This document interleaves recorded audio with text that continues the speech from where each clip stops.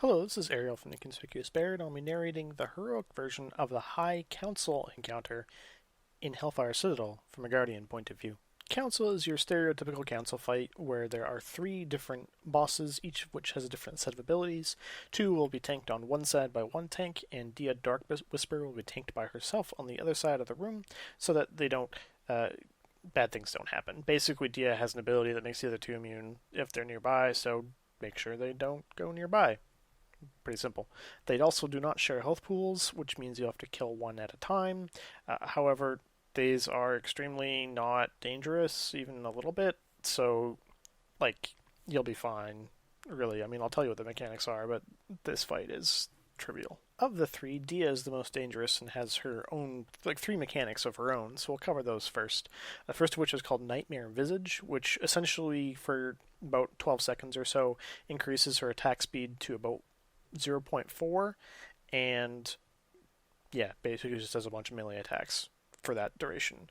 This happens about once every 30 seconds or so, give or take. So approximately 1/3 of the time that she's alive, she'll be transformed and be hitting basically once every half a second or so. So have a really fast attack speed. It's not really that big of a deal because she doesn't hit that hard to begin with. But, I mean, something you can keep track of and, use Barkskin for every other one or something. But, I mean, it's not really that threatening.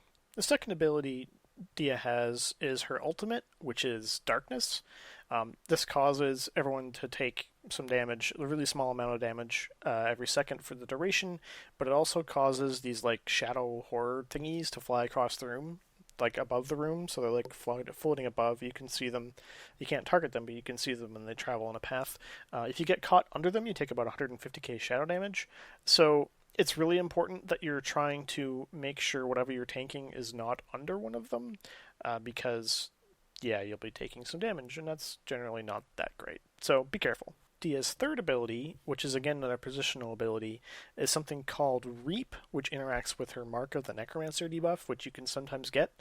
Basically, if you have the mark while she casts Reap, you'll drop a puddle under your feet. So you want to try and make sure those are at the end of the room if you actually end up with the debuff. Typically, I mean, you might end up with it as a tank, so don't really worry about it too hard, I guess.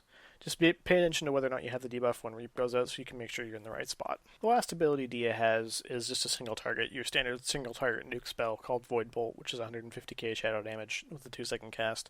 This can be interrupted, however, you're probably going to be the only person over there to interrupt it for most of the fight, so, I mean, it's just magic damage, you take it, you either heal it up or healers heal it or whatever, it's not that threatening. The other tank will be tanking both Jubathos and Gurtog. Jubathos only has one ability that you can either ignore or pay attention to. It's kind of up to you. It's called Fellblade. He'll basically hurl his axe out in one direction, one just linear direction, and it'll travel out and then come back. You take 100k damage if you stand in it, and that's basically it. So, I mean, it's, again, not really that threatening. Just try to avoid it. Be a good little raider. Meh. And Gurtog as well only has one tank mechanic. It's called Acidic Wound. It's a debuff that he applies on his melee attacks, which stacks on you up to a maximum of 60, which reduces your armor by 100 per stack, and B gives you a stacking dot of about 500k nature damage per stack. This will typically reset when he does his little fixate enrage thingy, which you don't care about. So, I mean, don't worry about it too hard. Try not to get too many stacks, I guess. I mean, he dies first. Stacks don't even hurt that much. They'll always reset. It's a completely trivial mechanic, but it does exist. For talents in this fight, you just go with the stereotypical set. You go Feline Swiftness, Snare, Ward, Soul of the Forest, Dream of Snares, and Pulverize. There's no reason to use really any other set of talents. Just, even if you're on Dark Whisper or not on Dark Whisper, this fight is so easy. It's really not worth worrying about. Depending on how good or bad your raid's DPS is, you may use Zerk on the pull to cleave on both Jubathos and Gurtog, or you may save it for Hero, which is when Gurtog gets to 30%, to get maximum damage in. Either way, kind of do what's best for your group. You'll never really use any high damage reduction cooldowns in this fight, because there's nothing that does damage. I mean, Barkskin is good to use, of course, interwoven between Savage defenses, but that's pretty common use of Barkskin. other than that, like, use a roar maybe sometimes to help with Reap, but I mean, this fight is like super boring and super easy. So I wouldn't be surprised if you fell asleep at your keyboard. Just saying. Well, I hope you enjoyed this video and have fun pushing over Council, I guess. Reap is in 10, but she's transformed. Beware. Should be soon. Get to the edge. It's now.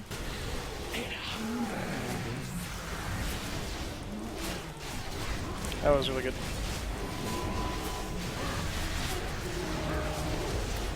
Mirror images coming up. 4, 3, 2,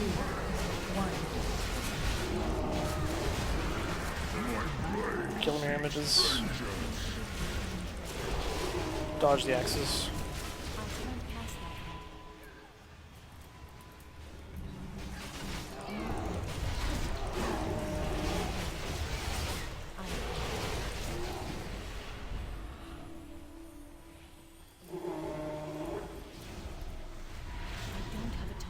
One more mirror image. Not still recharging. Reap is in 15, but she's transforming.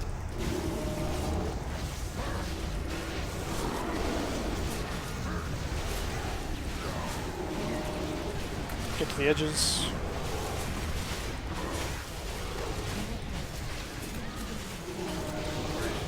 Coming now.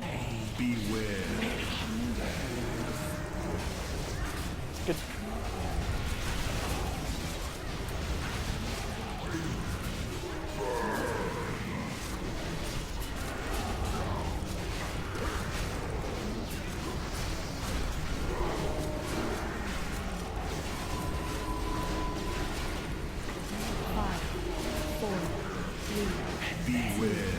Dodge the airborne dudes.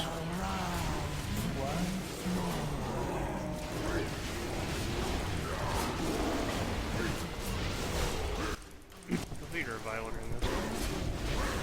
Just did.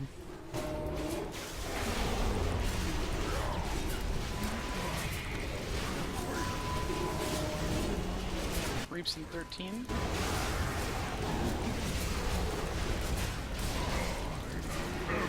This is dead. Reap soon. Let's get a affinity buff. Now. Jump. God,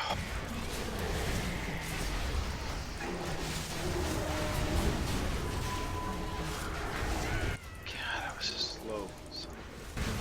I don't think you died to Reap. When you fall. Get the drop for a long time.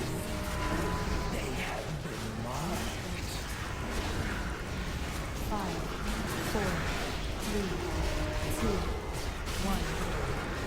Beware.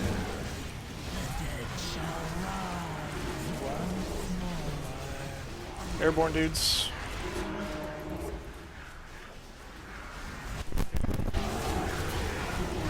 You guys should really try to dodge those. Well, actually, try is the wrong word.